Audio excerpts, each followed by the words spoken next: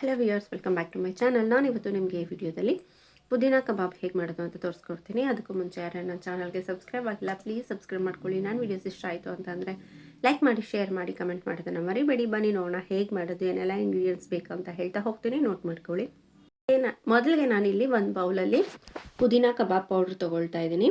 So ಇದು ನಾನು 2 pockets ಅಷ್ಟು ತೊಗೊಳ್ತಾ ಇದ್ದೀನಿ. 250 ಗ್ರಾಮ್ಸ್ಗೆ 1 ಪಾಕೆಟು. ಸೊ ಅದರ ಅಂದಾಜು ಮೇಲೆ ನೀವು ತೊಗೊಳ್ಳಿ ಎಷ್ಟು ಬೇಕು ಪೌಡ್ರ್ ಅಂದ್ಬಿಟ್ಟು. ಆಮೇಲೆ ನಾವು ಕಾರ್ನ್ಫ್ಲೋರ್ ಸಹ ಯೂಸ್ ಮಾಡ್ತೀವಲ್ಲ, ಸೊ ನೋಡಿಕೊಂಡು ಅದನ್ನು ಹಾಕ್ಕೊಳ್ಳಿ.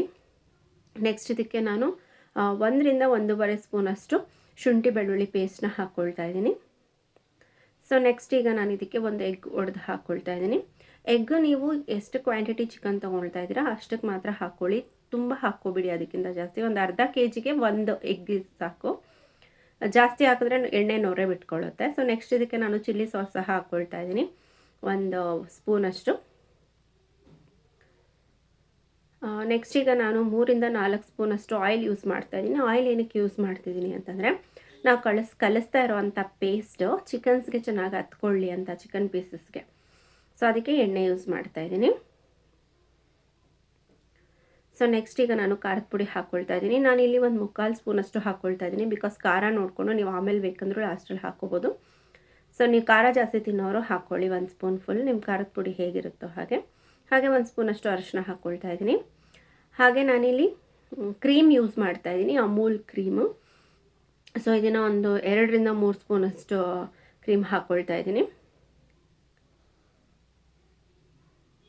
ಸೊ ನೆಕ್ಸ್ಟ್ ನಾನು ಇದಿಷ್ಟನ್ನು ಚೆನ್ನಾಗಿ ಮಿಕ್ಸ್ ಮಾಡ್ಕೊಳ್ತೀನಿ, ಗಂಟುಗಳಿಲ್ದಿರ.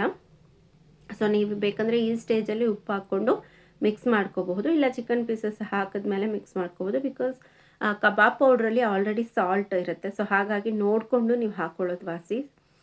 ನೆಕ್ಸ್ಟ್ ಇದಿಷ್ಟು ಚೆನ್ನಾಗಿ ಮಿಕ್ಸ್ ಮಾಡಿ ಆದಮೇಲೆ ನಾನು ತೊಗೊಂಡಿರೋಂಥ ಚಿಕನ್ ಮಿಕ್ಸ್ ಮಾಡಬೇಕು. ಸೊ ನಾನು ಆಗಲೇ ಹೇಳ್ದಂಗೆ ಉಪ್ಪು ನೀವು ಬೇಕಂದರೆ ಇಲ್ಲೇ ಹಾಕ್ಕೋಬೋದು, ಇಲ್ಲ ಚಿಕನ್ ಮಿಕ್ಸ್ ಮಾಡಿದ್ಮೇಲೆ ಹಾಕ್ಕೋಬೋದು. ಸೊ ನೆಕ್ಸ್ಟು ಚಿಕನ್ ಪೀಸಸ್ನ ಕಟ್ ಮಾಡ್ಕೊಂಡು ತೊಳೆದಿಟ್ಕೊಂಡಿದ್ದೀವಲ್ಲ ಅದನ್ನು ಹಾಕ್ಕೊಳ್ತಾ ಇದ್ದೀನಿ. ಸೊ ಇದಿಷ್ಟು ಚೆನ್ನಾಗಿ ಮಿಕ್ಸ್ ಆಗೋ ಥರ, ಮಸಾಲೆ ಚೆನ್ನಾಗಿ ಚಿಕನ್ ಪೀಸಸ್ಗೆ ಮಿಕ್ಸ್ ಆಗೋ ಥರ ಕಲಿಸ್ಕೋಬೇಕು.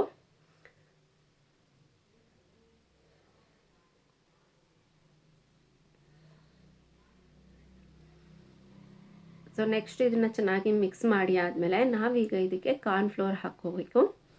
ಸೊ ನಾನಿಲ್ಲಿ ಒಂದು ಅರ್ಧ ಕಪ್ಪಷ್ಟು ಕಾರ್ನ್ಫ್ಲೋರ್ ಹಾಕ್ಕೊಳ್ತಾ ಇದ್ದೀನಿ.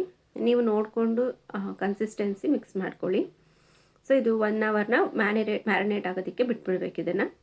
ಸೊ ನೆಕ್ಸ್ಟು ಒಂದು ಬಾಣಲಿಯಲ್ಲಿ ಎಣ್ಣೆ ಕಾದಾದ್ಮೇಲೆ ಒಂದೊಂದೇ ಪೀಸಸ್ನ ಫ್ರೈ ಮಾಡ್ಕೋಬೇಕು. ಸೊ ಇಲ್ಲಿ ನೀವು ನೋಡ್ತಿದ್ದೀರಲ್ಲ, ಪುದೀನಾ ಕಬಾಬ್ ರೆಡಿ ಆಗ್ತಾ ಇದೆ. ಸೊ ಬಿಸಿ ಬಿಸಿಯಾಗಿರುವಂಥ ಪುದೀನಾ ಕಬಾಬ್ ರೆಡಿಯಾಗಿದೆ ಸರ್ವ್ ಮಾಡಲಿಕ್ಕೆ. ಹೋಪ್ ನಿಮಗೆ ಈ ವಿಡಿಯೋ ಇಷ್ಟ ಆಯಿತು ಅಂತ ಅಂದ್ಕೊತೀನಿ. Thank you.